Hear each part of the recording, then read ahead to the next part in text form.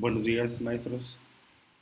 Miren, el día de hoy quiero comentarles algo que acaban de publicar en España, algo sobre la educación especial y la educación inclusiva.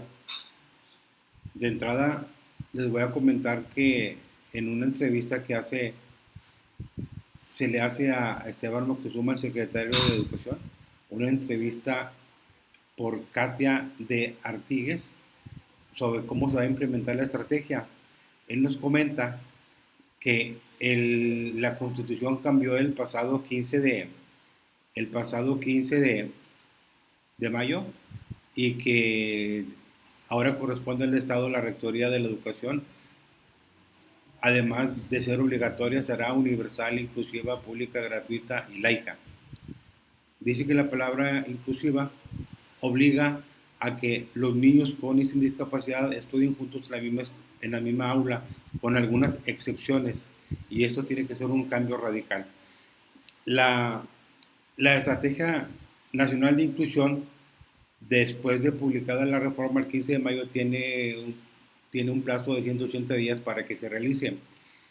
Esto va a realizarse como fecha límite hasta el 11 de noviembre, porque del 15 de mayo al 15 de noviembre son 6 meses, pero ustedes le quitan los meses que tienen 31 días y para el 11 de noviembre debe estar. Él comenta que el trabajo para la Estrategia Nacional de Inclusión pues lo va a manejar el grupo Movimiento 312 de Federico Núñez con otros dos grupos. Federico Núñez le entregó una propuesta de trabajo sobre la inclusión a Moctezuma hace días o hace meses, cuando fue, o cuando tomó posición de la Secretaría de Educación aquí en México. Nos dice también que la convocatoria es privada, o sea, es privada y nada más va a ser para ese movimiento 312 y uno o dos grupos más y no va a haber nadie más. Ni van a hacer consultas, ni van a tomar en cuenta a las personas con discapacidad, ni a las normales de educación especial, ni docentes, ni directivos, ni nada. Solo él. Nos dice que uno de los problemas serios es la dispersión, como en las escuelas multigrado donde hay un maestro para 6 niveles. Ahí habría oportunidad de inclusión, pero no de educación especial. Tendría que tener una suerte de centro donde estudien los niños que tienen una discapacidad mayor. Ahí no hay nada de presupuesto para ese tipo de casos. Para las personas con discapacidad mayor no hay presupuesto para ellos. Dice que otro punto importante es que no hay una ley, pero debe ser una especie de lineamiento para, para evaluar a las personas con discapacidad. Dice, ese es un tema muy delicado. ¿Cuál? Dice, por ejemplo, ¿cómo evalúas a un niño con discapacidad igual que a los demás?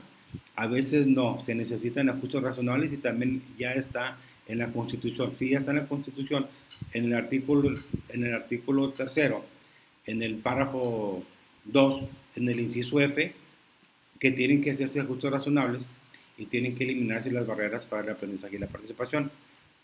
Desconoce él cuando dice que cómo evalúa a un niño con discapacidad igual que a los demás. Desconoce él que en todas las normas de control escolar, desde que existen, viene cómo se evalúan a los alumnos con alguna discapacidad. Desconoce él que se tiene que hacer un diagnóstico inicial, se tiene que hacer una evaluación psicopedagógica y que se tiene que hacer una propuesta curricular adaptada, que después se llamó un plan de intervención y vuelve otra vez a llamarse propuesta curricular adaptada. Desconoce el secretario de Educación que en muchos años hacia atrás siempre han existido normas de control escolar, cómo evaluar a los alumnos con alguna discapacidad o con alguna aptitud sobresaliente o con algún otro tipo de condición, problemas graves de conducta, aprendizaje o de comunicación, con un documento que siempre ha existido. Él lo desconoce. Lo más grave de todo esto es que nos señala el documento que tiene que haber una serie de libros de texto gratuitos en braille y en macrotipos, incluir a toda la población con discapacidad. Habría que pensar en otros dos formatos alternativos, libros de lectura fácil y algún tipo de video con LSM que haga una interpretación de esos libros. Eso es lo que está planteado así de manera general con él, pero en lo que está planteando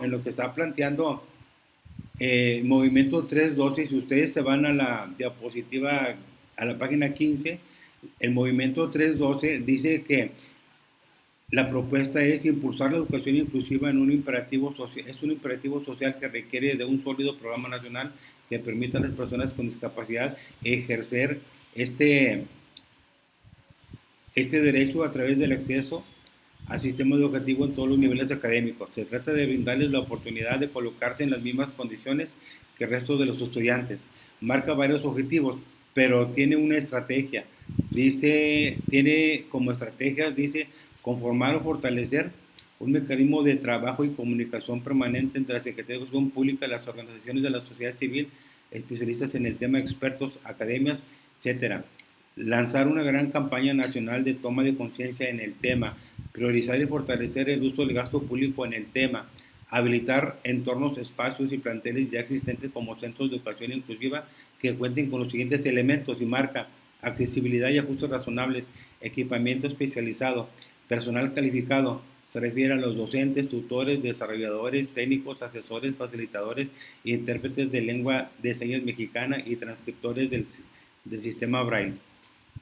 Aparte de todo eso, realizar cursos de toma de conciencia para el público en general, así como cursos de capacitación incluyente para el personal que opere el programa y para quienes se interesen. Nos dice que en todos los planteles y escuelas participantes en el programa piloto, porque marca como un programa piloto, se tendrán los siguientes apoyos para los alumnos con discapacidad: becas académicas del 100%, servicio gratuito de transporte, accesibilidad en infraestructura, equipamiento especializado, personal calificado, orientación psicopedagógica, asesoría extracurricular, análisis psicodiagnóstico, reforzamiento educativo, cursos remediales, cursos propedéuticos, continuidad de estudios, gestión de empleos incluyentes y vinculación con el mercado de trabajo. Algo de estas estrategias van a incluir ellos en el plan nacional, en el plan nacional, en la estrategia nacional de inclusión aquí en México. Plantean un plan piloto con 28 municipios distribuidos en 10 diferentes entidades federativas, los cuales han sido propuestos por su ubicación geográfica y sus avances en materia de inclusión. Un total de 140 instituciones académicas involucradas en todos los niveles educativos, desde preescolar hasta la universidad. Viene toda la información. Si ustedes requieren más información, busquen el texto que es de Movimiento 312, Propuesta Ciudadana, Acceso Efectivo a la Educación Inclusiva, y lo van a encontrar en la red.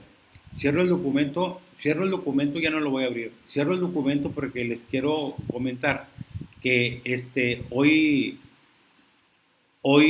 se acaba de publicar en España,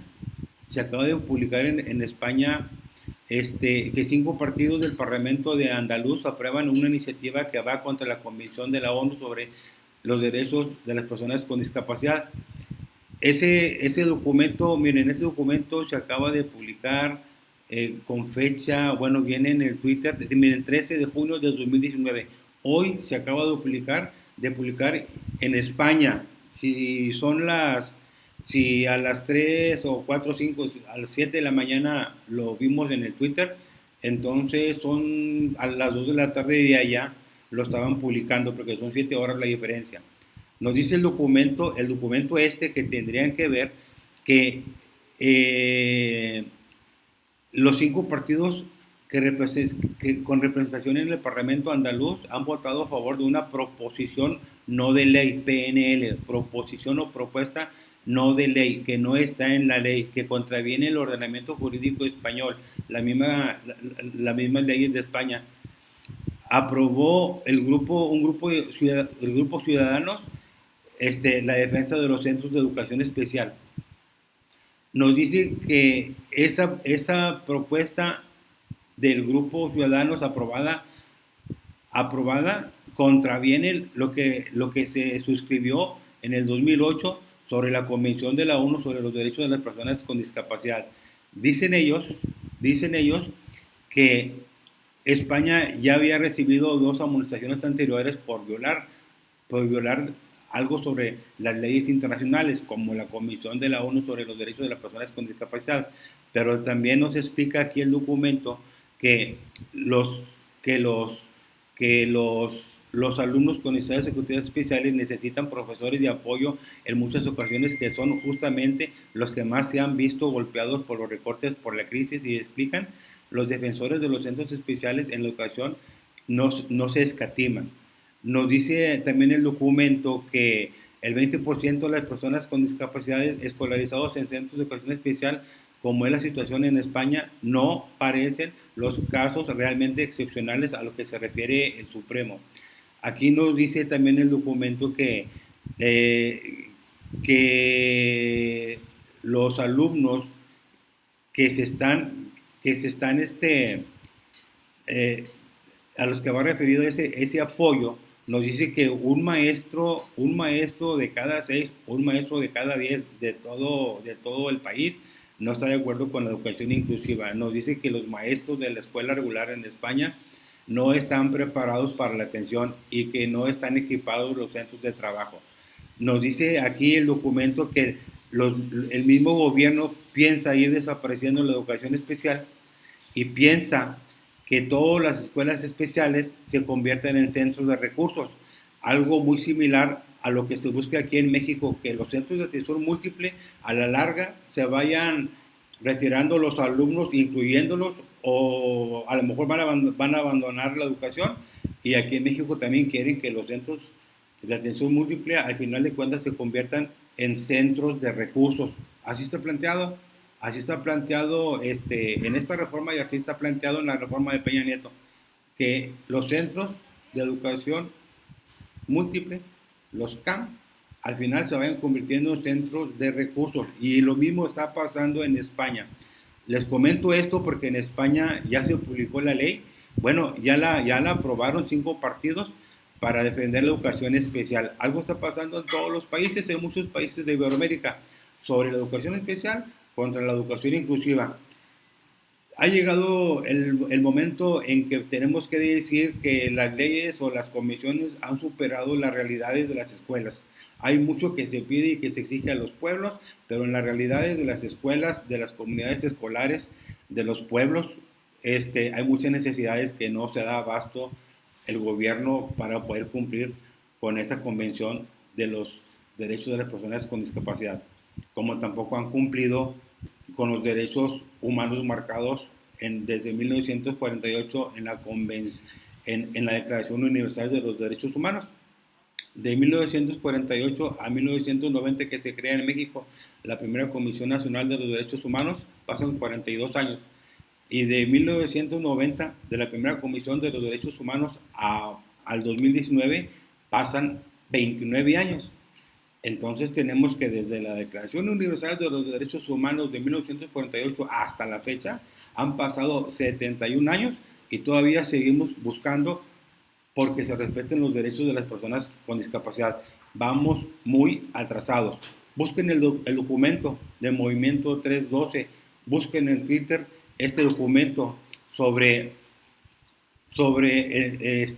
el blog del Diario de la Educación sobre los 5 partidos del Parlamento andaluz que aprueban la iniciativa que va contra la Comisión de la ONU sobre discapacidad. Están diciendo, si no se pueden cumplir los derechos de las personas con discapacidad porque las escuelas o el sistema en España no está funcionando, pues sálganse de la convención, porque ¿para qué están en la convención si no van a cumplir los gobiernos sus obligaciones que tienen con las declaratorias?